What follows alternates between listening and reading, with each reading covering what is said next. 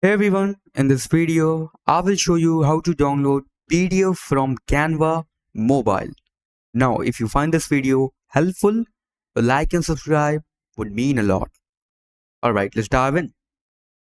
Now, first of all, just open your design, go on top right corner and click on this icon. Okay, here, just click on download.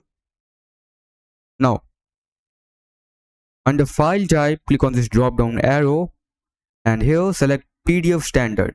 Don't select PDF print, it's for high quality printing. Select PDF standard and here select your page. Under select pages, okay, click on done, and after that just click on download and your PDF will be downloaded after this. So that's it for the video. That's how you can download PDF from Canva mobile. Thanks for watching.